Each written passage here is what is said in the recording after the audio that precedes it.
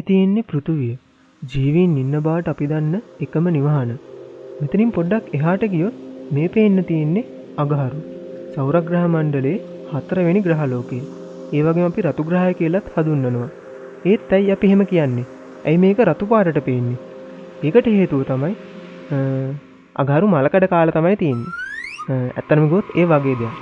අඟහරු මතු පිට තියෙන අයන් ඔක්සයිඩ් එහෙම නැත්නම් ෆෙරික් ඔක්සයිඩ් හින්දා තමයි අඟහරු මේ විදිහට රතු පාටට දිස්සෙන්නේ. සූර්යයා ගිදලා ගත්තොත් කිලෝමීටර් මිලියන 229ක් පමණ දුරින් තමයි අඟහරු තියෙන්නේ. ඉතින් මේ හින්දාම අඟහරු මතු පිට උෂ්ණත්වය සෙල්සියස් අංශක -63ක වගේ අගයක තමයි පවතින්නේ.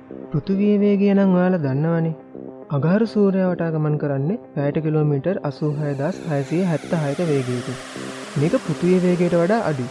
ඒ වගේම පෘථිවියට වඩා දුරක් අඟහරු සූර්යයා වටා ගමන් කරන නිසා අඟහරු වලට අවුරුද්දක් ලබන්න පෘථිවි දින 687ක් ගත වෙනවා. හැබැයි අඟහරු වලට දවසක් ගත වෙන්න යන්නේ පැය 24යි මිනිත්තු 37ක්. මේක පෘථිවියට වඩා විනාඩි 40යි වැඩි. ඒ වගේම අඟහරු අංශක 25ක් ඇලවෙලා තමයි භ්‍රමණය වෙන්නේ. මේ නිසා පෘථිවිය වගේම ඍතු භේදයක් අඟහරු වලත් තියෙනවා. ඒ වුණත් අඟහරු වලට අවුරුද්දක් ගත වෙන්න පෘථිවිය වගේ දෙගුණයකට ආසන්න කාලයක් ගත වෙන නිසා අඟහරු වල එක් ඍතුවක් ගත්තොත් දීර්ඝ කාලයක් පවතිනවා. අඟහරු වල වායුගෝලය පෘථිවියේ වායුගෝලය වගේ 100 ගුණයකටත් වඩා ඝනත්වයෙන් අඩුයි. මේ වායුගෝලයේ 96%ක්ම තියෙන්නේ කාබන් ඩයොක්සයිඩ්. 101.93ක් ආගන් තියෙනවා. ඒ වගේම 101.89ක් නයිට්‍රජන් පවතිනවා. පෘථිවියට වඩා ප්‍රමාණයෙන් අඟහරු කුඩයි වගේම ස්කන්ධයෙන් ගත්තොත් පෘථිවියෙන් 10න් එකක් පමණ වෙනවා. පරිමාවෙන් පෘථිවිය පුරවන්න අඟහරු වගේ ග්‍රහලෝක 6ක් තිබ්බත් මදි. අඟහරු වල ඝනත්වය ඝන සෙන්ටිමීටරයට ග්‍රෑම් 3.9යි. මේක පෘථිවිය වගේ 171ක ප්‍රමාණයක්. ඒ වගේම මෙතනදි මතක් කරන්න ඕන පෘථිවිය තමයි සෞරග්‍රහ මණ්ඩලයේ ඝනත්වයෙන් වැඩිම ග්‍රහලෝකය. කාටද ආඩම්බර? අඟහරු වල ගුරුත්වාකර්ෂණ බලය පෘථිවිය දැනෙනවට වඩා 162.5ක් අඩුයි. ඉතින් ඔයාගේ බර රාත්තල් 100යි කියලා හිතුවොත් අඟහරු වල දැනෙන්නේ රාත්තල් 38යි.